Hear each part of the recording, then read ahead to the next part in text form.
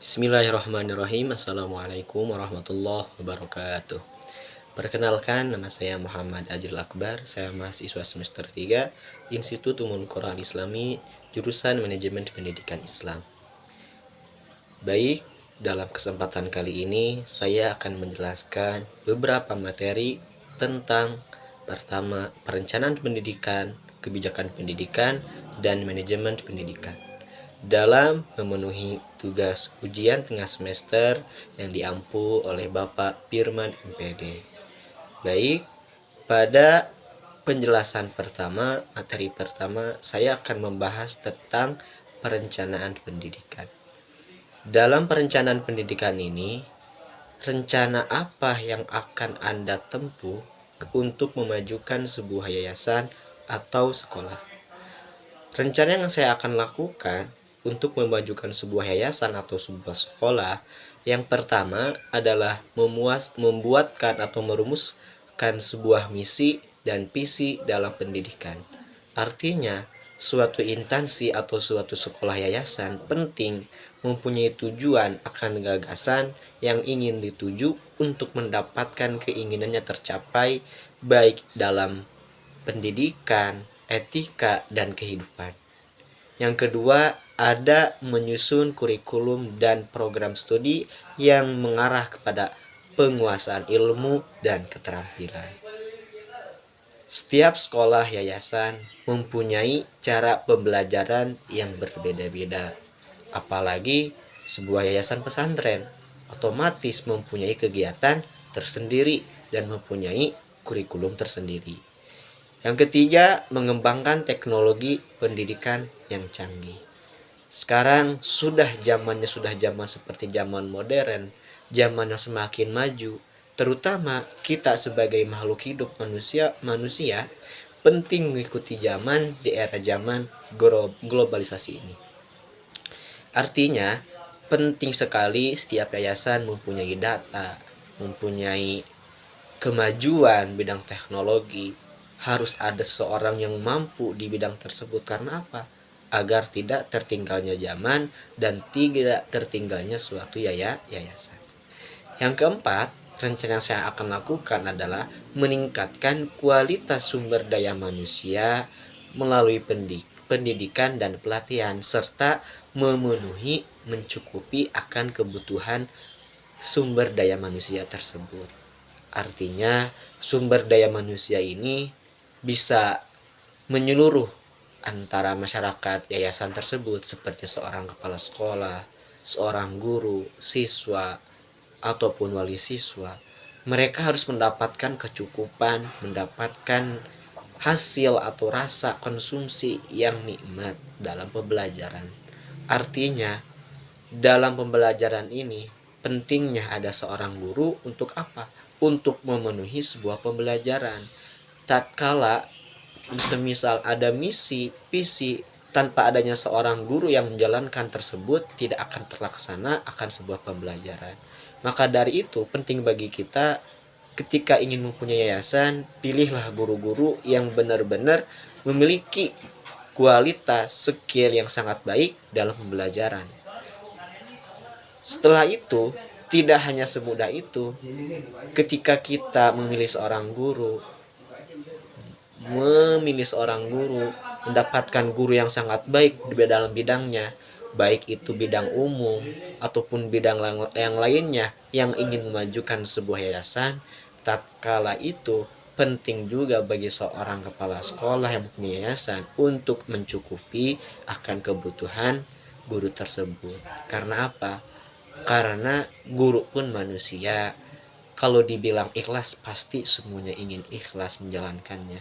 Karena kita pasti memanusiakan manusia. Artinya seseorang mempunyai keluarga, mempunyai anak, istri yang ingin dinafkahi. Maka dari itu cukupilah akan kebutuhannya agar pembelajaran pun terlaksana dengan baik dan kehidupan pun terlaksana dengan baik. Baik, selanjutnya adalah kebijakan pendidikan. Kebijakan pendidikan ini, kebijakan apa yang akan Anda lakukan untuk kebaikan sekolah atau yayasan? Dalam kebijakan ini, saya akan menggunakan beberapa kebijakan. Yang pertama, menerapkan kolaborasi dan pembinaan antar sekolah. Setelah memiliki yayasan yang baik, guru yang baik, siswa yang banyak, wali siswa yang sangat banyak dan bisa menghormati akan sekolah, pentingnya sebuah sekolah atau yayasan untuk menerapkan kolaborasi, saling bekerja sama antara sekolah satu dan yang lainnya, dan saling mengetahui bagaimana tata cara pembelajarannya, bagaimana pembinaan sekolahnya, bagaimana pengaturan kelolaan uangnya, pengaturan pembelajaran, pengaturan siswa. Itu penting antara kolaborasi antara sekolah satu dan yang lainnya. Yang kedua, saya akan meningkatkan kualitas guru dan kepala sekolah serta para siswa.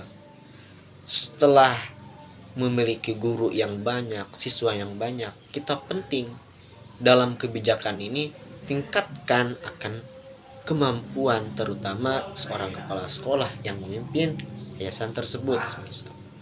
Dan terutama kepada guru, baik itu wali kelas tersendiri ataupun guru yang mengajar materi-materi dalam sekolah tersebut, harusnya mempunyai kualitas yang tinggi. Artinya bisa mencapai syarat menjadi seorang guru, bisa menjadi contoh bagi siswa yang lainnya, baik itu lulusan sekolah tertinggi, mempunyai kekuatan dalam power belajar yang sangat kuat, tanpa lelah, tetap mengajar, keadaannya apapun, itu kualitas yang sangat baik yang harus dimiliki oleh seorang guru.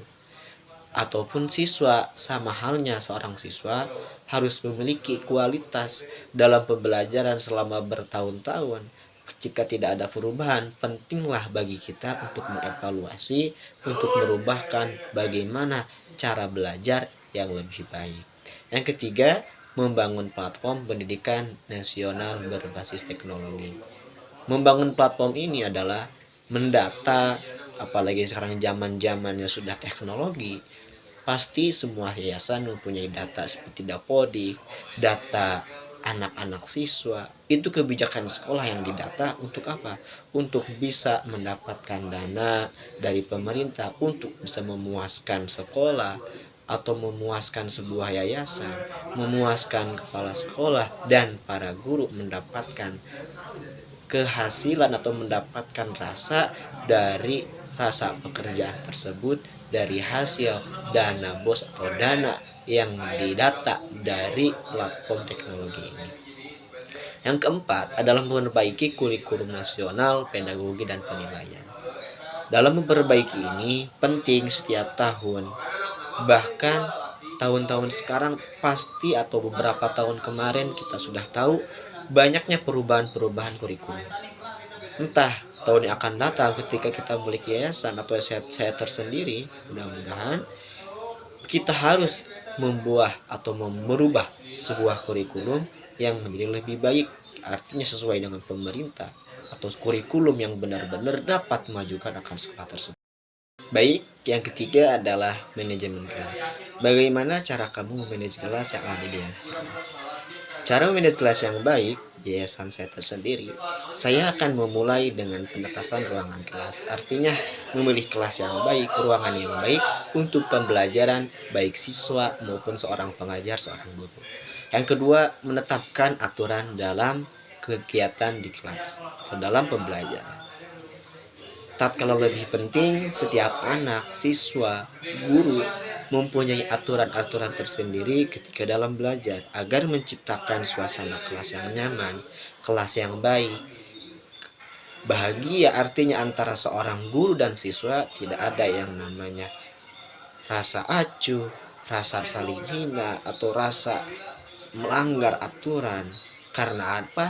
Karena dalam aturan tersebut bisa menetapkan sebuah organisasi seperti siapakah ketua kelas, wakilnya, sekretaris, ataupun bendahara dalam menciptakan kelas yang lebih baik serta kondusif. Yang ketiga, antisipasi kondisi kelas.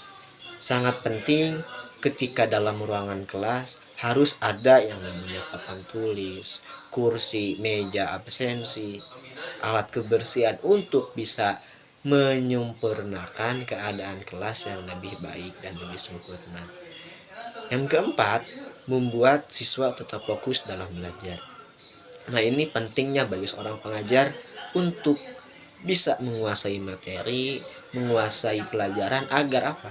Agar siswa tetap fokus dalam pelajaran yang ingin disampaikan.